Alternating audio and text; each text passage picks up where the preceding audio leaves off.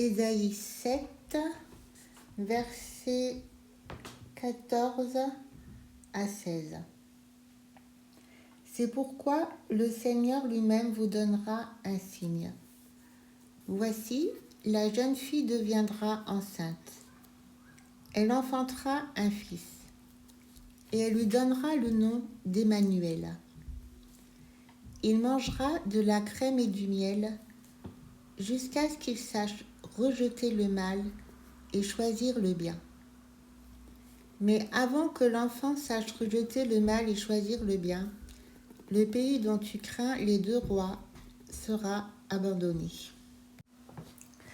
Ce passage m'interpelle beaucoup car il nous explique que même Jésus a dû apprendre à rejeter le mal et choisir le bien.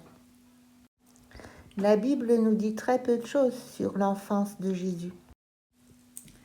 Mais contrairement à l'image un peu mélodramatique que nous donne le chapitre d'Ésaïe 53, je pense que l'enfance de Jésus n'a pas été malheureuse. Manger de la crème et du miel évoque plutôt quelque chose de doux. Et Marie et Joseph n'étaient sûrement pas des parents excessivement sévères. C'est assez difficile de s'imaginer l'enfance de Jésus. Il est évident en tout cas que les tentations auxquelles il a été exposé n'étaient pas les mêmes que celles du commun des mortels. À mon avis, la chose la plus difficile pour lui a été de ne pas jouer à être Dieu.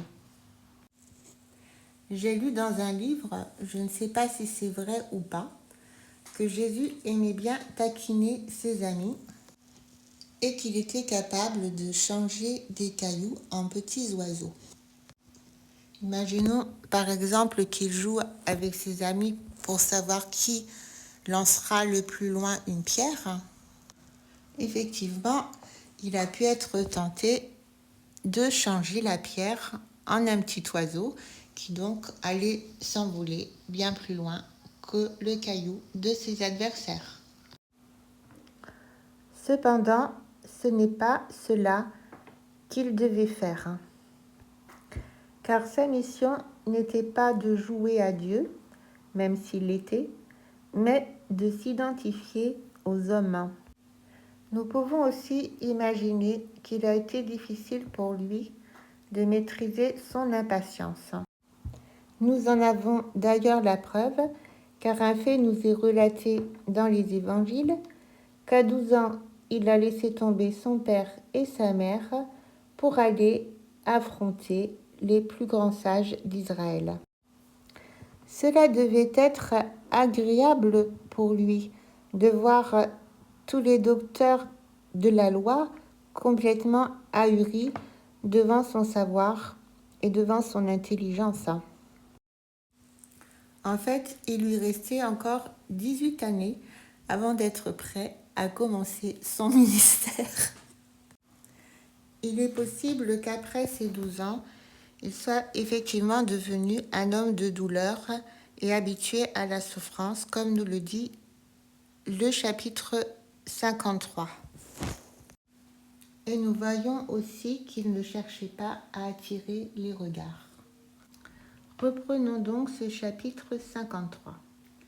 Qui a cru à ce qui nous était annoncé? Qui a reconnu le bras de l'Éternel?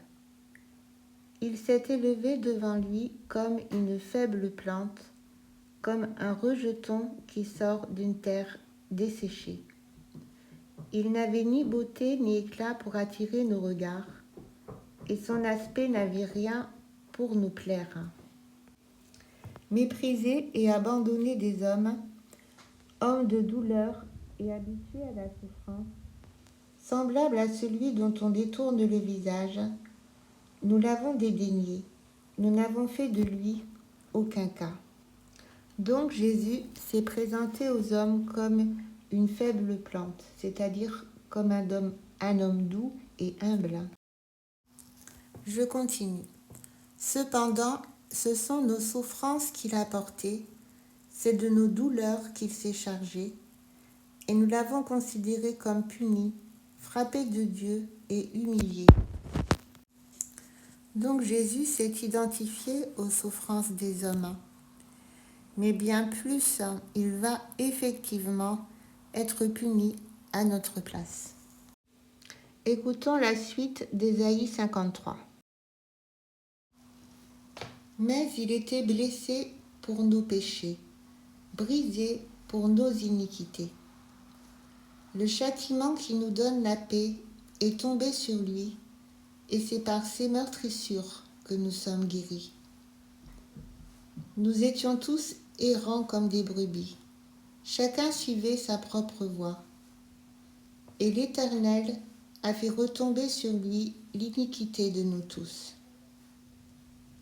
Il a été maltraité et opprimé, et il n'a point ouvert la bouche, semblable à un agneau qu'on mène à la boucherie, à une brebis muette devant ceux qui l'attendent.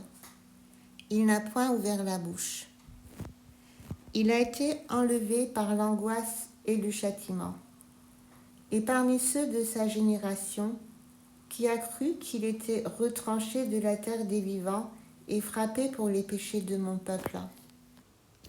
On a mis son sépulcre parmi les méchants, son tombeau avec le riche, quoiqu'il n'eût point commis de violence et qu'il n'eût point eu de fraude dans sa bouche. Il a plu à l'Éternel de le briser par la souffrance. Après avoir livré sa vie en sacrifice pour le péché, il verra une postérité et prolongera ses jours. Voilà, tout est dit. Et sa postérité, eh bien, c'est nous. Tous ceux qui ont mis leur confiance dans le sacrifice de Jésus pour être justifiés, c'est-à-dire libérés du péché et rendus capables de mener une vie juste. Il a pris sur lui le châtiment que nous méritions, mais bien plus, il nous rend dignes de devenir des enfants de Dieu qui n'ont plus à rougir. À partir du moment où nous sommes unis à lui, nous pouvons porter du fruit et un fruit qui durera. Oui, parce qu'avant de le connaître, on portait parfois du fruit, mais après, on gâchait tout. Lorsqu'on est uni à Christ, on arrête de gâcher tout. Et c'est ça, la bonne nouvelle. Et c'est même une très bonne nouvelle. Et que Jésus nous a demandé d'annoncer à tous les hommes. Ça commence par la repentance et après, ça ne se termine jamais.